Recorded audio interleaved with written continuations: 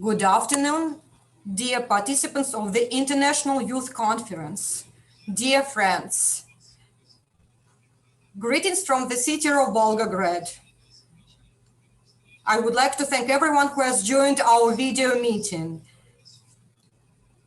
And I am especially grateful to Hiroshima International Youth Association, represented by Dr. Inai, Municipality of Hiroshima, represented by Mr. Ashita, and of course, all of you and initiative delegates representing 6 countries.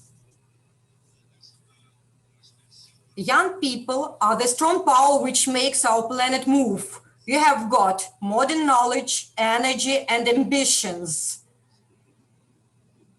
Your exact position and certain actions define the future of our countries, political stability, and economic well-being. These days, we are all excited to watch the International Olympic Games in Tokyo. Despite the coronavirus epidemic in the world, causing many challenges and restrictions, the capital of Japan organized the festivity that all the people had waited for. And we are witnessing outstanding winnings and records achieved by young sportsmen. I am confident that the victory of peaceful future is in power of young people. Peaceful future is the main goal of the International Youth Conference for Peace in the Future. For the first time, it was held in August 2005, 60 years after the atomic bombing of Hiroshima. For all these years, Volgograd, the twin city of Hiroshima, has been an active participant of the conference. Both cities were completely ruined during the years of the Second World War. Stalingrad and Hiroshima suffered tremendous losses. They were ruined. This is the reason why peaceful future is not merely a slogan for us. It is the way we think. It is the goal each person on those should achieve. In conclusion, I would like to say that youth is the best period of our life, when time seems endless and dreams real and true. Let your positive dreams and hopes come true. Live the life you want and let it be the life of your own. I suggest that we should remember of it and work together for the sake of our common well-being in the name of peace. Thank you for your attention and have a successful work.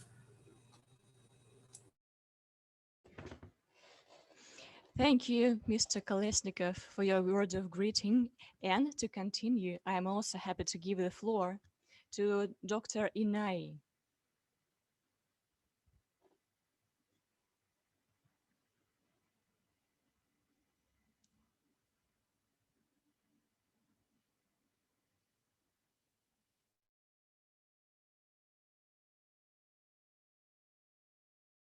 I'm afraid we cannot hear you.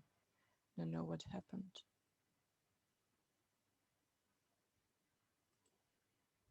Слышим ли мы, Maria. Yes, Dr. Inai, could you please choose the English channel? You need English to press the globe sign. There is a small globe down your screen. Oh no, in my computer, we have not selected English version. Please do it, please. Why? Time so and very easy. 稲井先生、はい。聞こえますか？はい、聞こえますよ。はい、下の方に通訳っていうボタンが出てないです。通訳を選んで、英語っていうのを選んでもらっていいですか？はい、選びました。ちょっと喋ってみてもらっていいですか？マリアさん、聞こえますか？ Yes, now I can hear you. Yes, excellent. Okay, thank you. Sorry. All right, again. My name is Koki Nai, the chairman of IYCPF Hiroshima. So I would like to express my brief opening address. The International Youth Conference for Peace in the Future, IYCPF, was established in 2005, marking the 60th anniversary of the atomic bombing of Hiroshima on August 6, 1945. The IYCPF was proposed by former Hiroshima City Mayor Tadatoshi Akiba and the late Toshihiko Hayashi of International Youth Association Hiroshima, who had promoted peace activities among youth. The event has been held for 16 years, alternating between Hiroshima City, Hanover, Germany, and Volgograd, Russia, and so on. The purpose is to learn about the tragedies of World War II, including the atomic bombing of Hiroshima, and to encourage youth to pursue activity with an aim for world peace, so that such unfortunate events will never be repeated.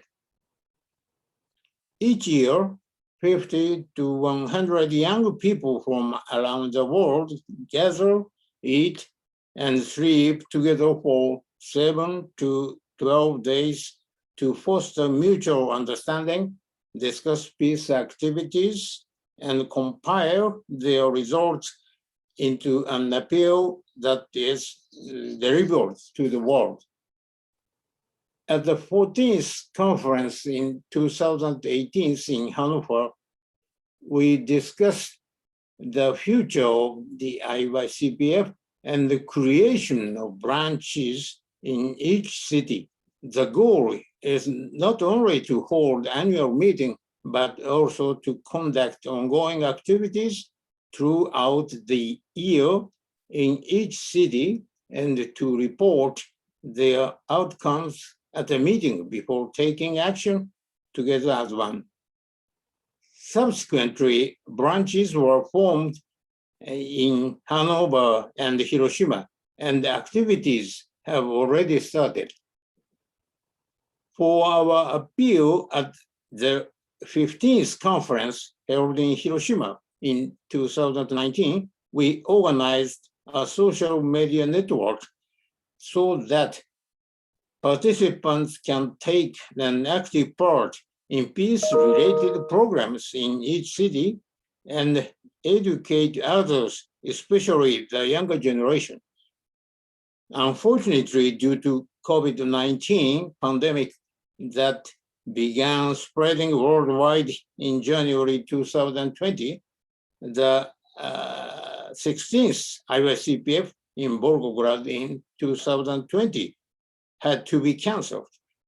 Therefore, the youth from each city who participated in the 15th IYCPF 2019 planned to take action using social media, and Hiroshima members suggested the participants should perform the act of wishing for peace by holding paper cranes and recording and editing a video to be delivered to the world through YouTube. The theme was embrace diversity, and the videos shows that even though the shape of the paper crane folded by each member were different, the wish was the same. And the important things was caring for one another. Please take a look at the video now.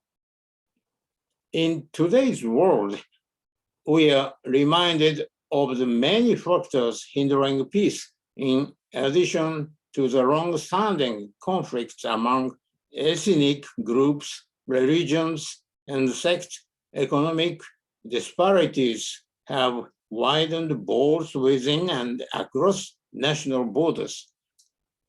Some national leaders are advocating self-centeredness, which hinders the establishment of international system of cooperation. In order to solve these various problems, I would like to see youth take the lead in bringing together people from all groups in each country on the basis of embracing diversity, aiming at cooperation across various fields.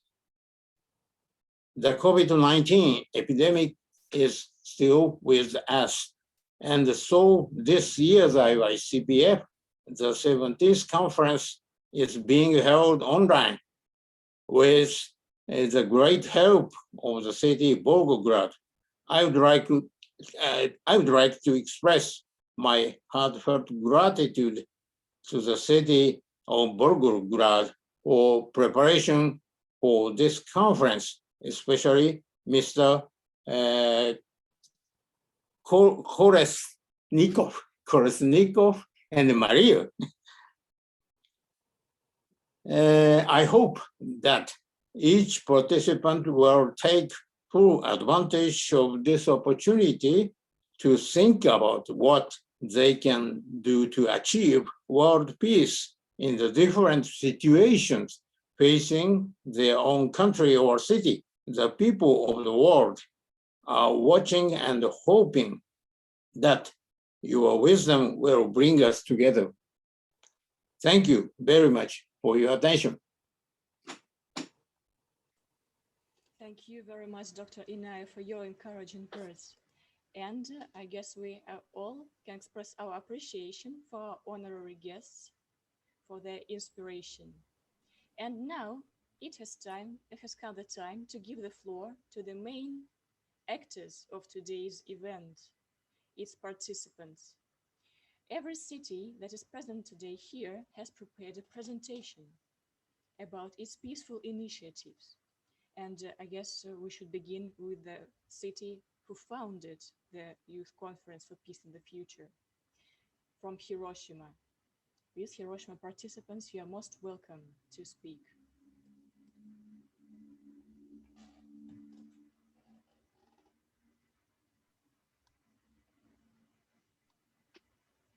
Maria, Yes. hello.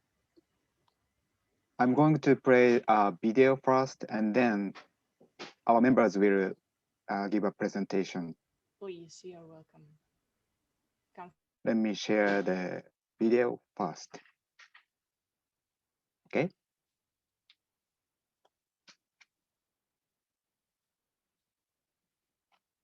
見えますか？見えます。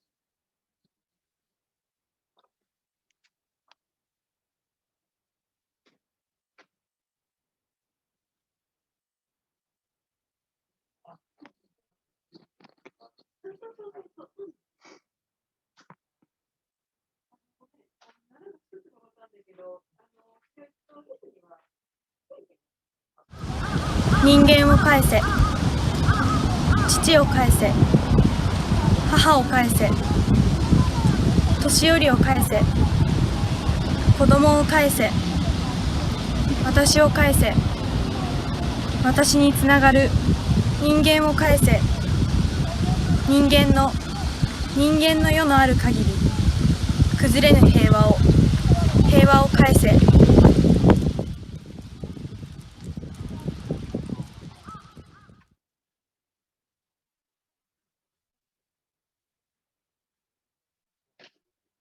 The sky, Kazuko Hanada. Surely on that day, the sky was high and the evening glow must have been beautiful, even though no one saw it, not even to the last blink. There were those who treasured that sky.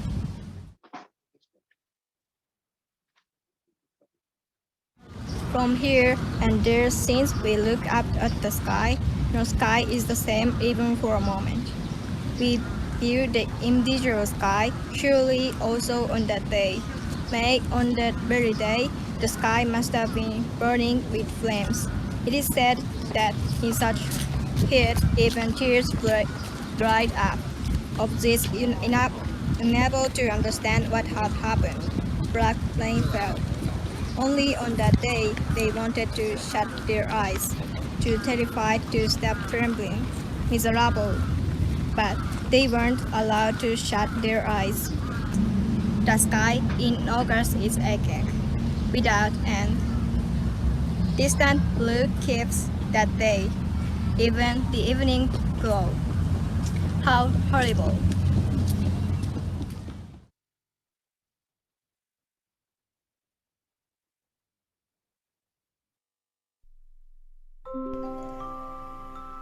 This building is now called the A-bomb Dome, but it was called the Hiroshima Prefectural Industrial Promotion Hall before the war.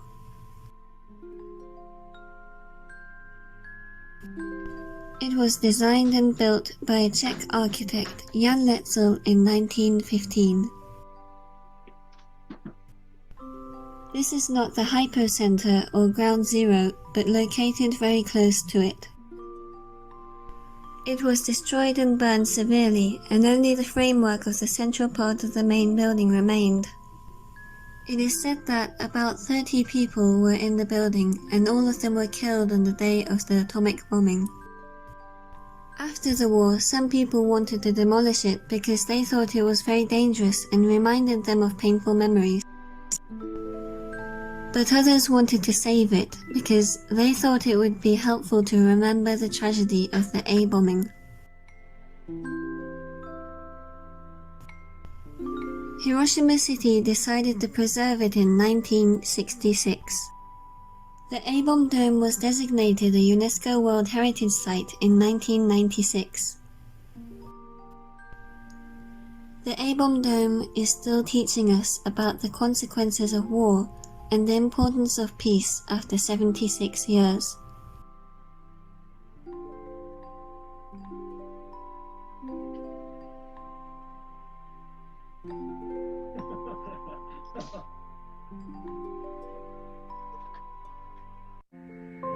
This is a monument called the cenotaph for the A-bomb victims, or officially named Memorial Monument for Hiroshima City of Peace, designed by an architect, Mr. Kenzo Tange. Under the arched roof, there is a stone box with a register of people known to have died of exposure to a bombing until now. The number of books of the register is now 119. The number of the names on it is 319,186 as of August 6, 2020.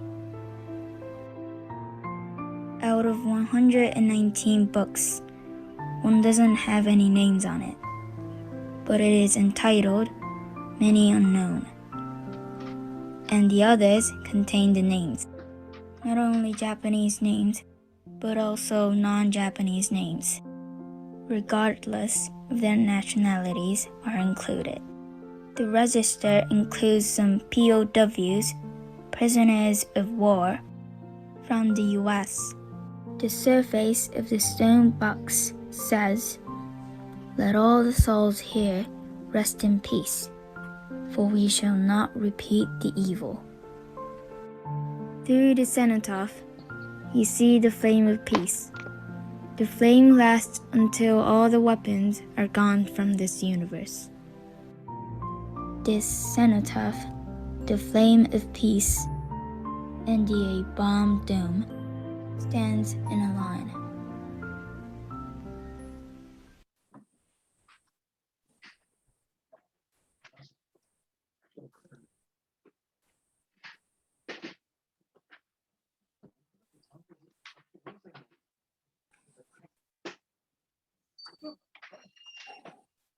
Please look at this picture. What do you think this is? What do you think of this? This is a clock that stopped at 8:15 a.m. due to the atomic bombing. On August 6, 1945, at 8:15 a.m., the first atomic bomb was dropped on the people. We will talk about our city of Hiroshima, which has such a history.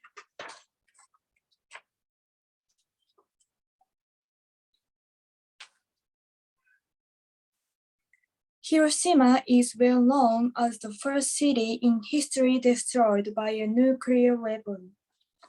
Before this atomic bombing incident, Nakajima Town, now known as Peace Memorial Park, was a very busy and abundant town.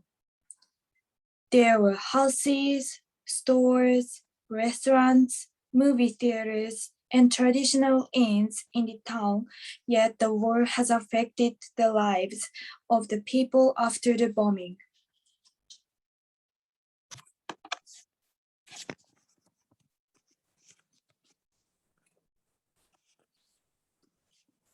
The tragedy happened on August 6, 1945 at exactly 8:15 a.m.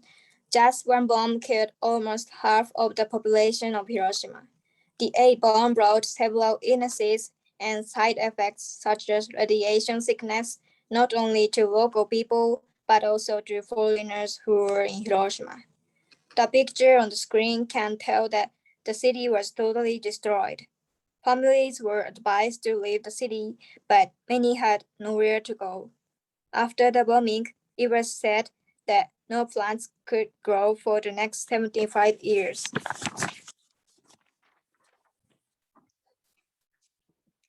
Even after the tragedy, people didn't give up and strive to do something they could to reconstruct their city.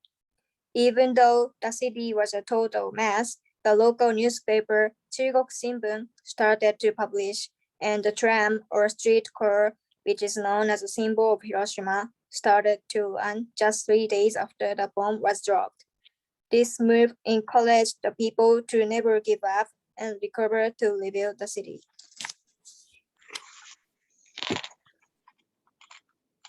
The Peace Memorial Park plays a vital symbol that nuclear war must stop and should not be repeated again, by showing pictures and monuments which explains the tragedy of Hiroshima.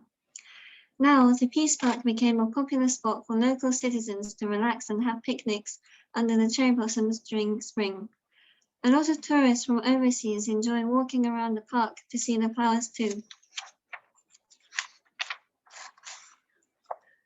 The city of Hiroshima has been conducting various measures to properly pass on the reality of the atomic bombing and the experiences of A-bomb survivors to future generations.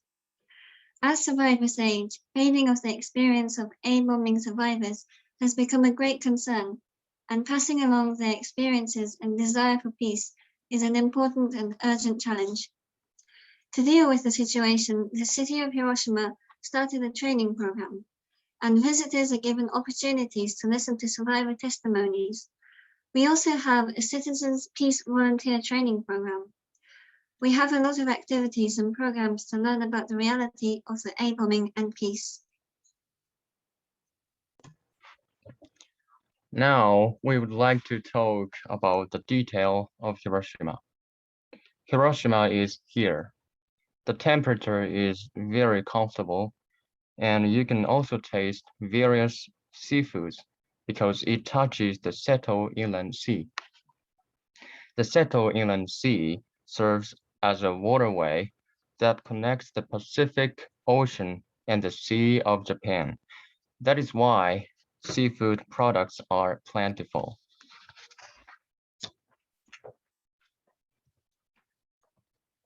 Hiroshima has an estimated population of 1 million people. It also has 6 sister friendship cities: the Honolulu, Volgograd, Hanover, Chongqing, Daegu, and Montreal. Within Japan, Hiroshima is famous as the city that symbolizes and advocates peace. So let's move on to entertainment and food. In sports, we are proud of our baseball team, which is Hiroshima Toyo Carp. Carp fans are betting their lives on if they win the game or not. The Carp team color is red. Also, the soccer team, Sanfrecce Hiroshima, is popular among us. The team had won several championships in Japan League, and the team color is purple. The most famous festival in Hiroshima is the Flower Festival. There are a lot of dancing and other great performances made to celebrate the festival. It started in 1977 and has 1.6 million visitors who come to see and witness the Flower Festival celebration each year. And this is the famous okonomiyaki of Hiroshima, a popular pan-fried dish made of butter and cabbage. Selected toppings like meat and seafood or cheese and wasabi are added, which can vary its taste greatly. Okonomiyaki came from the word okonomi, which literally means to one's liking. Okonomiyaki is famous not only to locals of Hiroshima, but also all over Japan.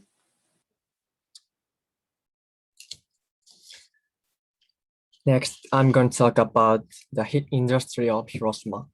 Hiroshima is also home to one of the top car makers in Japan. Mazda is line one of the biggest company in Hiroshima. Not only that, Hiroshima is famous for brush called Fukumanofude, and the company Molten that makes sports balls, and so on. Lastly, we are going to talk about World Heritage Site. In 1969, Miyajima was registered in the UNESCO's World Heritage List. The entire island of Miyajima was believed to be a secret place. It was considered taboo to build a shrine on the land, so it was built on the sea. When the water is high, you can see the beautiful view of the shrine standing in the sea. It's perhaps the most famous shrine in Japan. When the tide is low, you can walk the Great Torii Gate or the Red Entrance Gate of Itsukushima Shrine in Miyajima. This building is now called the Air Bomb Dome, but it was called the Hiroshima Prefecture Industrial Promotion Hall before the war. After the war, some people wanted to demolish it because they thought it was very dangerous and reminded them of painful memories. But others wanted to save it because they thought it would be helpful to remember the tragedy of the air bombing. Hiroshima City decided to preserve it in 1966. The air bomb dome was designated a UNESCO World Heritage Site in 1996. And that brings us to the end. We sincerely appreciate your time and attention today. We hope you have learned a lot from our presentation. If there are certain questions you want to ask, we will be glad to answer you. Thank you so much for your interest and attention. Thank you. Thank you very much, and the whole delegation of Hiroshima for their presentation. So really, if you have any questions, we can take one or two. And if you'd prefer to leave them and any comments for the end of the conference, then I suggest we continue. And we invite the delegation of Chengdu to speak about their city and what it does for peace.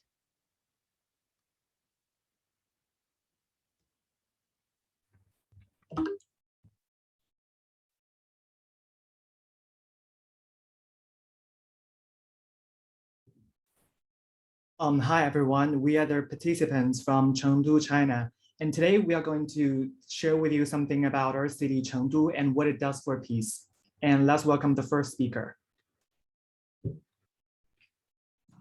Hi, first let me give you a brief introduction to Chengdu. First, Chengdu's city tree is ginkgo and the city flower is hibiscus flowers. And the alias Chengdu was called Furong City, Jingguan City, and Heavenly Land of Plenty. And last is the geographical location. Chengdu is located in southwest China, the western Sichuan Basin, and the hinterland of the Chengdu Plain. Okay.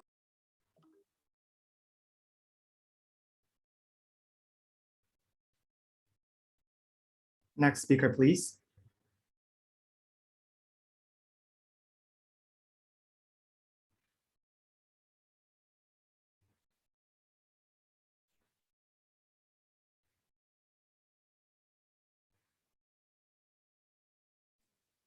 I'm sorry, we cannot hear you.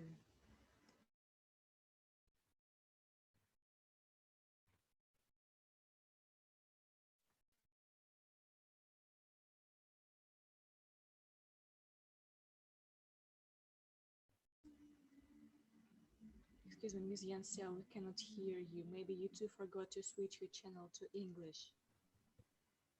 Or maybe your microphone is... Yes, I heard the sound. Please say something now. Ms. Yanxiao, can you say something, please?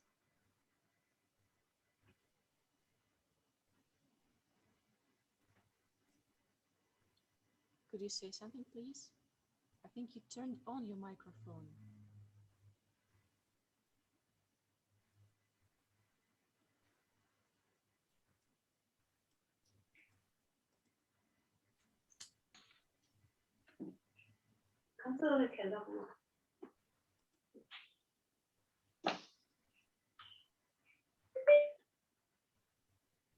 I believe you did not select a channel. Ms. Yanxiao, can you please press the globe and turn on the English channel?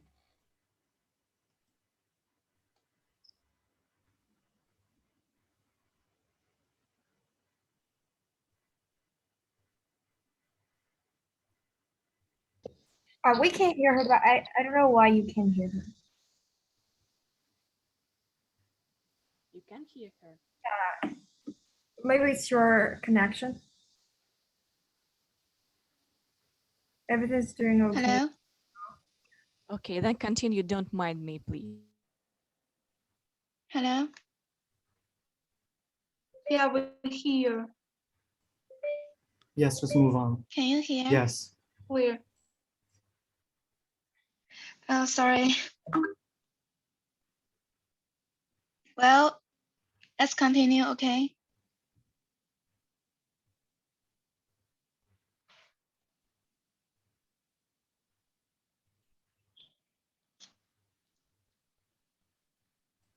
Yes, please. Okay. First is process. We know that Chengdu's liberation was later than the New China. And moreover, it wasn't until December 7th that Chengdu received its first shine after the Long War. It was in November 1949, the Chinese People's Liberation Army, led by the Communist Party of China, launched the Battle of Chengdu. So that Nationalist Party was completely lost resistance and defeated. And on December 7th, after negotiation, Chengdu was peacefully liberated. Okay. Second, its meaning. It was a great contribution to peace made by Chengdu in the history. You know, it was not easy to win the war between the Communist Party of China and the Nationalist Party, and it also laid the foundation for China's reunification and peaceful liberation and later better contribution. Okay, that's it. Chengdu has four main purposes of promoting peace, from the inner spirit of our city to the external global influence. The most basic reason is to remember those dark times. Scars always make people stronger and appreciate our current peaceful life. Then, through promoting values of equality and mutual understanding, we are trying to create a cohesive city. From a global perspective, peace and development are the themes of the world. Our city has a responsibility to contribute to this aspiration of mankind. Lastly, by promoting peace, Chengdu wants to propagandize our culture and values. We hope to promote peace and cooperate with more sister cities in the world. Next, I'm going to talk about how Chengdu promotes peace in the city. Over the past few years, Chengdu adheres to the 2013 agendas for sustainable development released by the United Nations. And here are some of the important points. First, encourage expressions of violence, including direct violence, structural violence, stemming from political and economic injustice, cultural violence, etc. Second, fighting against racism, xenophobia, and related forms of intolerance by developing urban spaces for development of multiple identities. Third, addressing migration issues, such as introducing measures for the integration and empowerment of migrants and getting civil society organizations involved in the effort. And fourth and finally, preventing and fighting corruptions by promoting governance models based on transparency and accountability. On June 22nd, the inaugural meeting of China Council for the Promotion of Peaceful National Reunification in Sichuan was held in Chengdu. The meeting pointed out that achieving the peaceful reunification of the motherland is the unswerving historical task of the Chinese Communist Party and the common aspiration of all Chinese people. The establishment of IYCPF in Sichuan has not only provided a new platform and new career, but also put forward a new task and new requirement for the work of anti-independence and promoting unification in Sichuan province. National rejuvenation and national unification represents general trend of the times, fundamental principles and aspirations of the people. Based on the characteristics of the resources in Sichuan, we should hold high the banner of anti-independence and promoting unification, build a wide bridge to unite our foreigner at home and abroad, and work together to draw the largest concentric circle of Chinese people at home and abroad, so as to contribute the strength and fulfill the responsibility of Sichuan in promoting the peaceful unification of the motherland. That's all for today. Thanks for listening. Thank you for your presentation, and I was glad to know that this is actually very similar to Volgograd's strategy for economic and social development. I'm glad that we think alike. So any comments or questions from anyone? Then I suggest that we continue with the city that's called the northern capital of Russia. A recurrent participant of IYCPF, St. Petersburg. Please, dear friends from St. Petersburg, the floor is yours.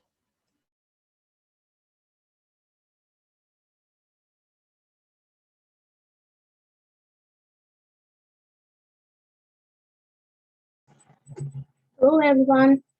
Today we want to talk to you about our city and what we do for peace.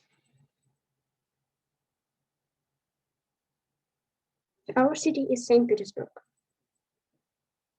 And at the beginning, we want to talk to you about some basic facts of our city. Our city was founded on May 27 in 1703 by Peter I, and it has changed several names in its history. For example, one of them was Leningrad. And there is the deepest subway in the world in our city, and there are 342 bridges, of which 21 are drawn bridges. And there are over than 200 museums in our city. St. Petersburg is the second capital of Russia, and it has 94 channels, rivers. 20 channels are artistic.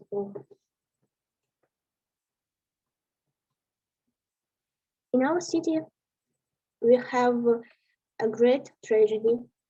It was Leningrad blockade. 872 days, the townspeople bravely held the siege, and the city was often bombed. And the biggest problem was hunger. All historical buildings, cathedrals, monuments were either taken out of Leningrad or disguised as ordinary, inconspicuous buildings.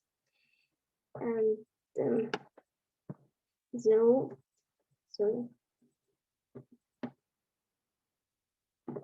road of life was held on Lake Ladoga, and it was used to evacuate residents, delivers supplies to the city. Next slide, please. And in the pictures, you can see the memory of the residents and defenders of our city. Cut.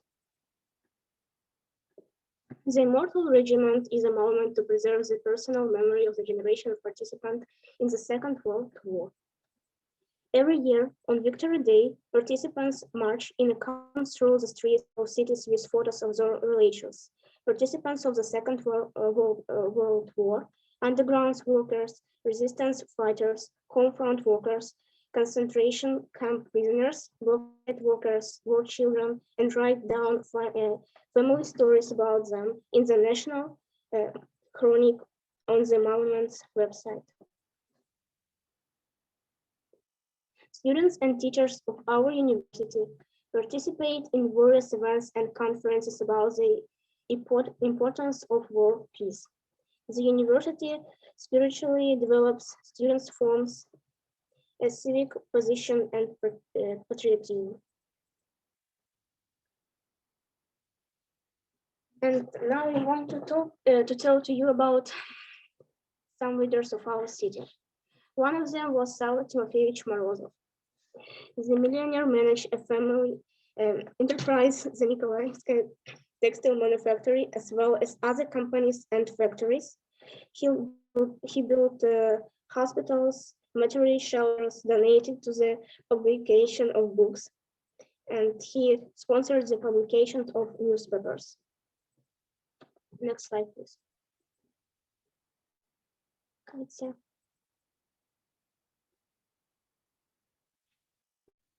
And Sergei Stronov, a statesman as well as a collector and patron of the arts. He became the founder of the art school, and in 1859, he founded the Moscow Archaeological Society. He was a chairman of the Imperial Archaeological Commission, and by the high order, the complete a multi-volume publication of the antiquities of the Russian state. At the expense of the count, the Dmitrievsky Cathedral in Vladimir was restored. Катя, следующий. And in our city, we have volunteers of St. Petersburg. It is the largest public organization of service and event volunteering in St. Petersburg for successful caring and promoting young people. St. Petersburg International Economics Forum. You can see in the first picture. And the public moments volunteers of St. Petersburg includes associations and social projects in which more than 40,000 volunteers participate. Next slide, please. Thank you for your attention.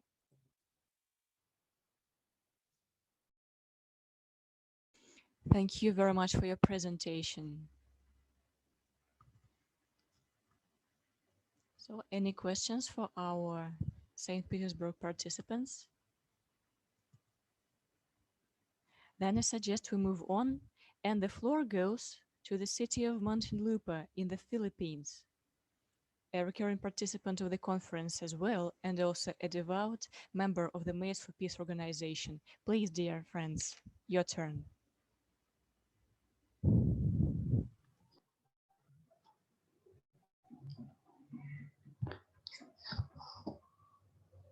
Good day, everyone. Mabuhay. I am Johnny May Odesanya from the city of Muntinlupa. And I am Anne Lopez. We are from the Emerald City of the Philippines, Muntinlupa. Alongside with our fellow delegates, Esperanza Pauline Casaneda and Adrian Lanopa, with our advisors, Mr. Mark Joseph Fernandez, Mr. Benvenido Dayuta, and Mrs. Mariel Eugene Luna.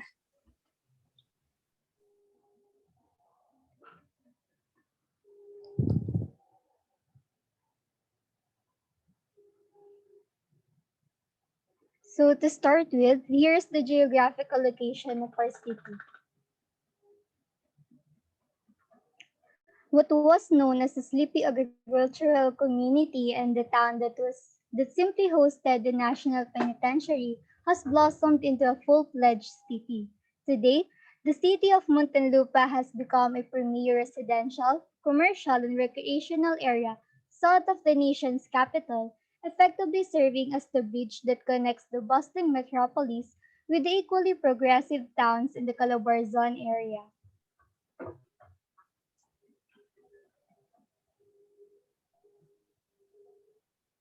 It was declared as the 65th highly urbanized in the Philippines by Republic Act 7962 on March 1, 1995, and we have a total population of 504,509. It is also considered as the Emerald City of the Philippines, where sustainable development is maintained, balancing means while being big in business.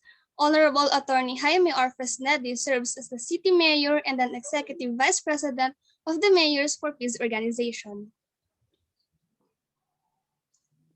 What's in a name? Muntinlupa has three plausible origins of the name of the city. First is its association with the tin topsoil in the area. Second, residents purportedly replying to a question by Spaniards in the 16th century what the name of their place was, said Monte sa lupa, apparently mistaking the question for what card game they were playing. And lastly, the topographical nature of the area where the term monte or mountain was expanded to Muntinlupa or mountain land. The 9 barangays of Muntinlupa were then called sitios and barrios. As the implementation of martial law, it was the named barangay. The first 4 barangays were the oldest as featured in the old Muntinlupa map during the Spanish period, and the remaining 5 follows with Barangay Ayala Alabang as the youngest as it was established in the early 1980s. The city seal was designed by Manuel Amorsolo, son of a national artist. It features the Philippine eagle, the biggest, strongest, and the highest flying bird of the Philippine Republic, a bird that symbolizes our dream that one day to make Muntinlupa the premier emerald city of the 21st century. Now let's talk about a bit of our city's history. On December 19, 1917, Muntinlupa City was incorporated as a municipality under the Executive Order 108 of Governor-General Francis Burton Harris. Industrialization and commercialization was brought in the city due to the construction of South Superhighway, or now known as the South Luzon Expressway.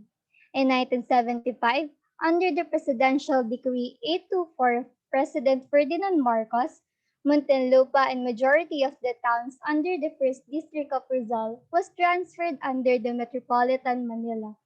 In 1986, President Aquino appoints Attorney Ignacio Bonye as OIC of Muntinlupa, with Attorney Jaime R. Fresnedi as his vice mayor.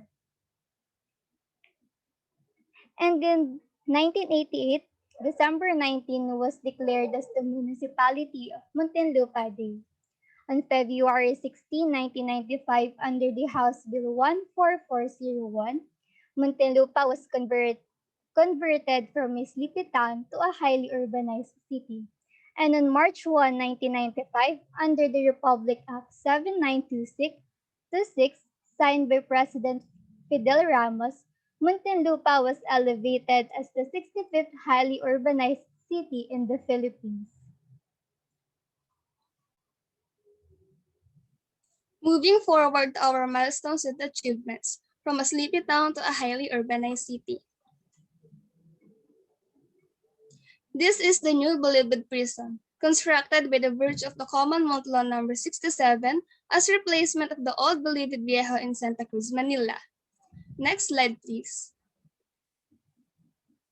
On the upper left corner, this picture serves as the official residence of the Director of Bureau of Corrections. In the lower right, you may see the Jamboree Lake, known as the smallest lake here in the Philippines. The statue in the middle of the lake was inaugurated during the celebration of the Independence Day. On the upper left picture is the Japanese cemetery, a garden cemetery used as the burial place of imprisoned Japanese soldiers during the war and was executed. Legend has said that General Tomoyoki Yamashita, tagged as the Tiger of Malaya, was buried in the same place. On the lower right picture is the Japanese canyon used during the war. This is also the burial place of Heriberto Misa, the longest prison director who served the Bureau from 1937 to 1949. History places as a boost to economic boom, Alabang Biological Production Services. A replica of Rizal's triumph of science over death still stands as a proud symbol of the institute despite the wild vegetation growth around it. The structure was the last of the buildings built in the 1920s to house facilities for the manufacture of vaccines and sera in the country. It rose on a 100-hectare lot, then called the Alabang Serum Vaccine Laboratory Compound. Commercial and residential boom in Muntinlupa City. Here are some examples: Alabang Town Center, Philinvest City, Festival Mall, and such.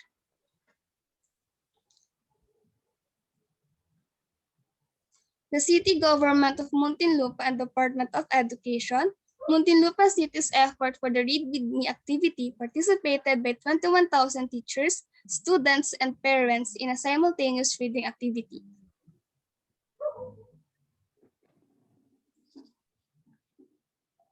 Now, let's talk about our peace program activities.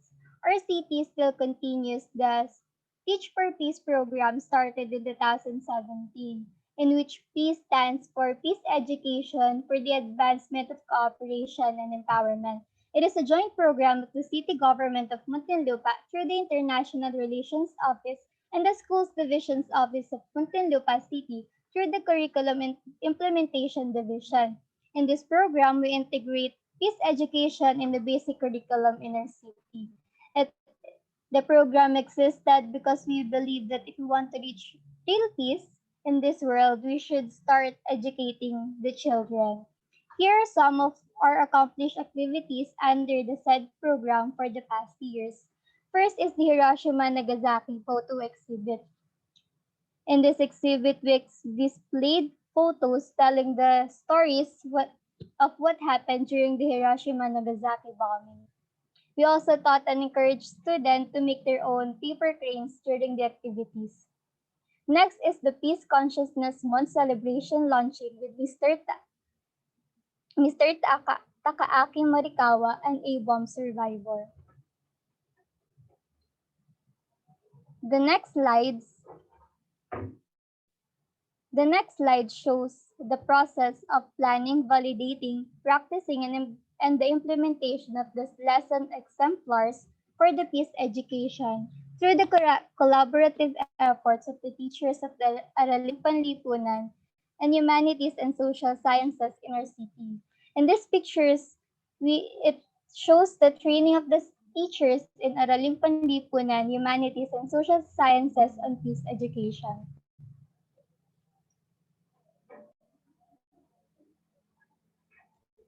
This is the presentation of the lesson exemplar outputs from 5 groups of the junior high school and senior high school Araling Panlipunan teachers.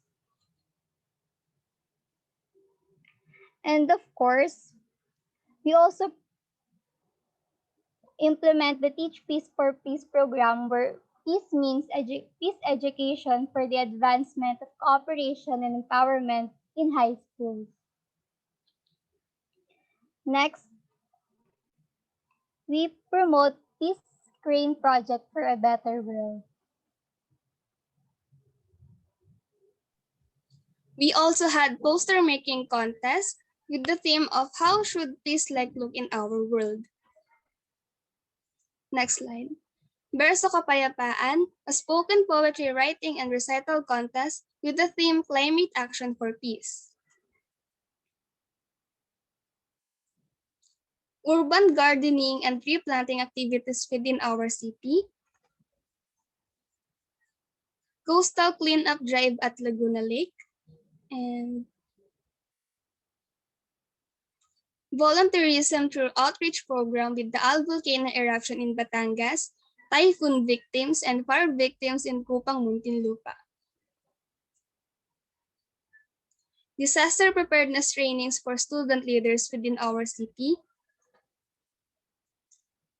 Drug awareness and prevention seminar for elementary and high school students.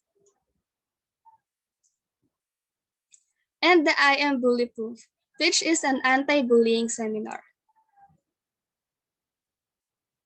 And we believe with what John Hendricks stated, that when the power of love overcomes the love of power, there will be no peace. Thank you so much for listening.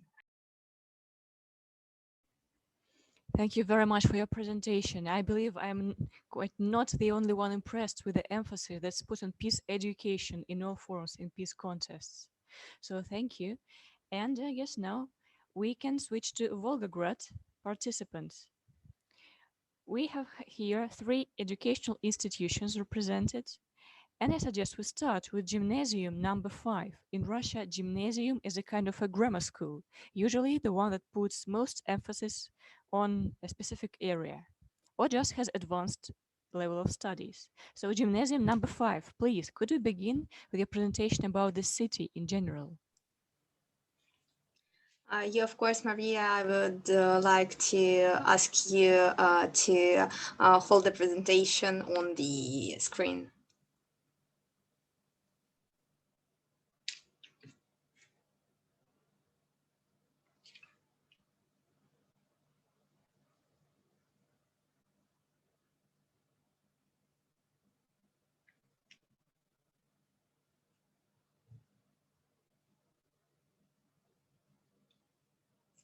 Maria, is it available?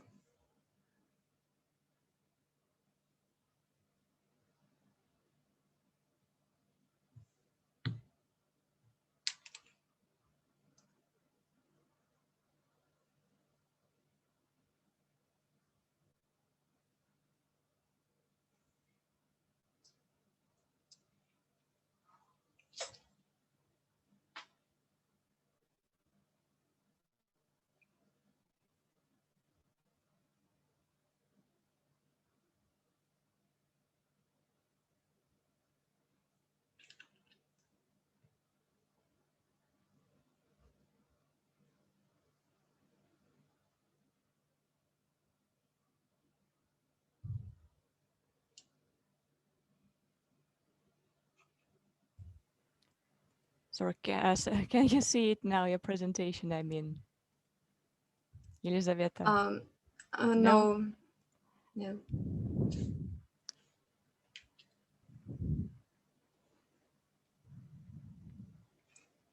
And yeah, now? well, I can see it. Continue. Thanks, Sasha. Sasha, please start. Sure. Okay. My home city is Volgograd. It was founded as a fortress of Tsaritsan in 1589. After the Russian Civil War, it changed its name to Stalingrad in honor of Joseph Stalin. Later, in 1961, it changed its name to Volgograd. During World War II, the Soviet Army started the counter-attack Operation Uranus that let the Soviet Army win the World War. Because of many heroic deaths of Soviet soldiers during the Stalingrad battle, we can see lots of monuments in Volgograd. Next, please. Yeah, this one. First picture is Mamayev Kurgan, which is the most recognizable symbol of Volgograd. It contains different monuments of the Stalingrad battle. For example, the Motherland Calls, an 85-meter high statue dedicated to the heroes of the battle, which is the tallest statue in Europe, as well as the tallest statue of a woman in the world. During the Battle of Stalingrad, Gertrude Mill, which is the second picture, became the final frontier with the Soviet Army deterring army of German Field Marshal Friedrich polis on the approaches to the Volga. Fierce fighting for the mill lasted for several months. It was bombed and blown up numerous times, but the Nazi army failed to take it or pass. Next thing I would like to talk about is the Pavlov's house. It was a fortified apartment building which Red Army defenders held for 60 days against a heavy Wehrmacht offensive during the Battle of Stalingrad. The siege lasted from the 27th September till the 25th November 1942, and eventually Red Army managed to relieve from the siege. Next one, please.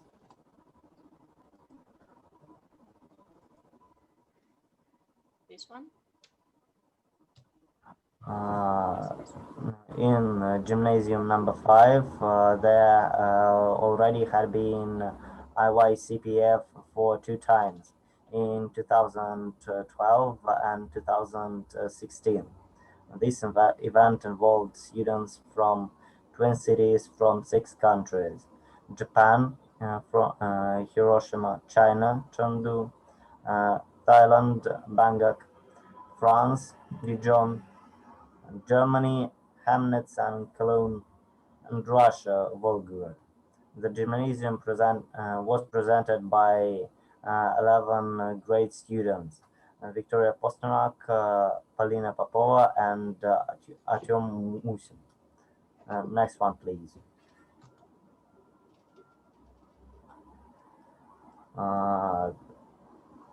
Gymnasium number 5 is not the only school that takes part in Volgograd's peacekeeping activity. Another active school is Lyceum number 5. There run many charity actions. For example, every Christmas there is a Christmas charity market held, where children make DIY toys, and then these toys are sold and the money is given to charity. Next slide, please.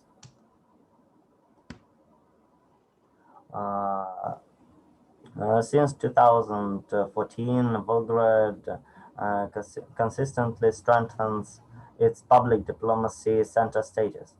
This goal was set by Andrew Bocero when he became Volgograd governor. In 2015, here a dialogue between Russian and German ministers of foreign affairs took place. Next slide, please.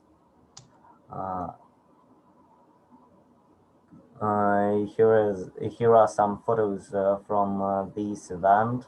You can see Russian Minister of Foreign Affairs Sergei Lavrov and German Minister of Foreign Affairs. Next slide, please. Also, here was the meeting on state cooperation between Russia and Armenia. You can see it on the picture. Next one was the meeting of co-chairs of the Russian Special Chinese Commission, Dmitry Rogozin and Wang Yang. 1 second. Also, next one, please. Also, here was an international forum dialogue on Volga, peace and mutual understanding in the 21st century, and some other events. As a result, Volgograd's special status was officially confirmed at the Victory Organizing Committee meeting. Also, a city's special role was empathized by the President Vladimir Putin. Previous years also were full of massive events with the participation of foreign guests. Delegations from foreign countries every year arrive to celebrate the 2nd February as a Stalingrad Battle Victory Day. Furthermore, there are still held different events, actions, and projects in Volgograd that are dedicated to peacemaking. Next one, please. Within the 5th International Forum of the Public Diplomacy, Dialogue on Volga, Peace and Mutual Understanding in the 21st Century, there was held a round table, improving city, improving quality of life, urban development as peacemaking, where under the auspices of the United Nations members of the International Association of Cities Envoys of Peace read out a number of rules, obeying that rules can help world's peacemaking. I'll give an example of that rules. To live in peace and harmony, you need to know as much about other people as possible. Listen to what others say so they can hear you too. Accept different viewpoints. Avoid stereotyping people. Accept them as they are. Do not oppose violence. Next one, please. Now I'd like to say something about Volgograd peacekeeping actions. In Volgograd, there are lots of peacekeeping actions, and I'm going to talk about some of them. First one is Action Elderly People. The purpose of the Action Elderly People is to provide moral and material assistance to citizens of vulnerable age. Next one, please. Next one is Action Family Rights. The purpose of these action was to conduct an examination of the current legislation on family issues. Next one, please. The last action I'd like to talk about is kindness action. It includes legal and charitable assistance to needy families, women and children, single mothers, orphanages, and boarding schools. Next one, please. Now I'd like to talk about Volgograd peacekeeping projects.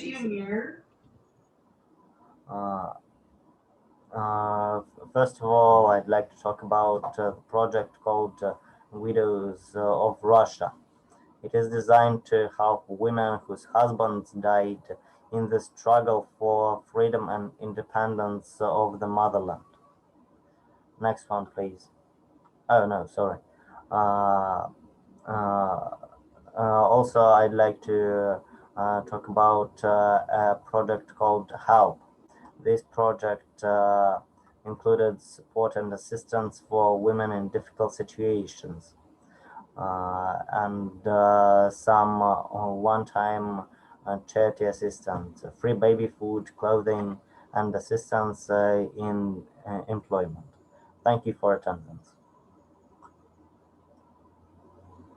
Thank you very much for your presentation, and sorry for the technical casualties. So, would you like me to turn your next one that deals with your gymnasium in particular? Yeah, please, presentation by students from gymnasium number 5, please. Can you Okay, show let us it? hope that we're more successful with this one. Okay. Again, demonstration.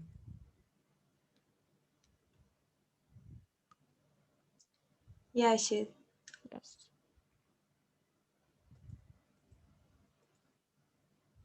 Okay. Well, In gymnasium number 5, there are many events aimed at peacemaking held. Every year, dozens of events take place in the gymnasium. Unfortunately, because of the COVID-19 pandemic, some events were cancelled and some changed their format into a distant one. Despite all these restrictions, students from this school continue their peaceful deeds. The next one, please. For instance, our students took part in federal project School of Rational Customer on 13th of April. Children from 8 and 9 grades were suggested playing in different games that told about rules of polite purchases. The next one, please. And the game allowed students to acquire theoretical knowledge and skills in being a good customer. Next one. On May 13, the gymnasium team took part in the city festival Sports Without Borders. Friendly atmosphere of the event reminded competitors that the main thing is not victory itself, but participating. So at the end of the festival, every team was awarded a special diploma. Next one. One of the closest events also happened on 31st of January. It was the IYCPF and it was held online. There were 14 people from different countries like China, Germany, Japan, and Russia. During this conference, participants had a chance to learn quite a lot of interesting information about IYCPF traditions and about some other events held in Japan to commemorate victims of the Hiroshima atomic bombing. Next one, please. Another event where the gymnasium was also involved is the Sister Cities Nice to Meet Youth Camp in Izmir, Turkey. It was from 10 September to 19 September, and there were 20 students from 9 different countries: Azerbaijan, Germany, Republic of South Africa, Bulgaria, Bosnia and Herzegovina, Russia, China, and Turkey. Students from these countries learned something from a foreign language with the help of these languages' native speakers. All in all, the gymnasium is an active participant in different peacekeeping actions. Thank you for your attention. Thank you for your presentation very much. And we have 2 more institutions. And to get a full grasp of Volgograd's peaceful activities, let us continue with gymnasium number 3, whom I believe many participants from Chengdu will recognize as their partners. Gymnasium number 3, are you ready? Yes, hello everyone.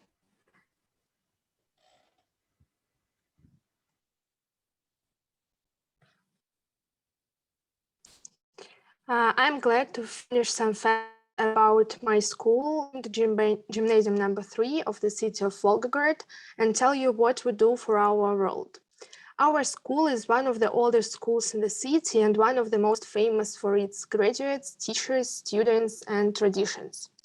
Our students took part in the city competition in English, the Summit of Future Explorers in 2019.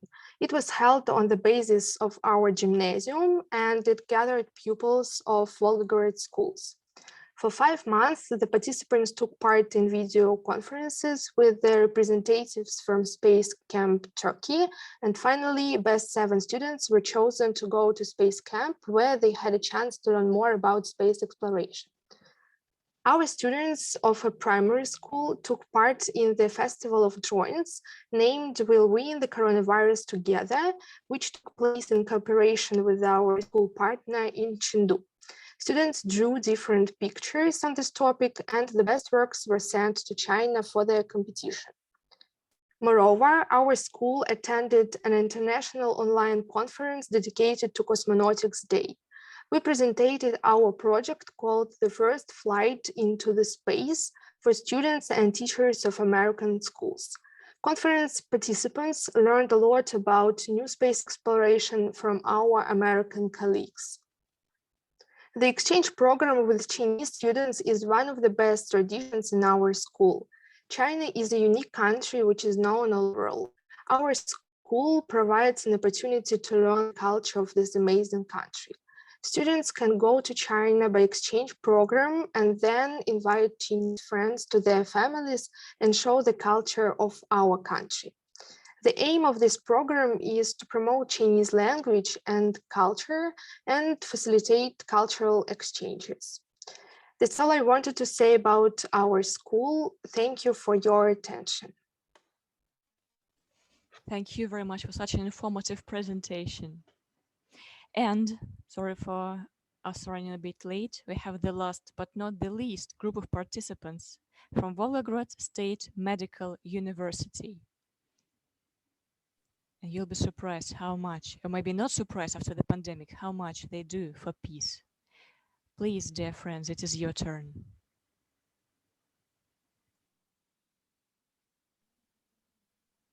Okay, hi everyone.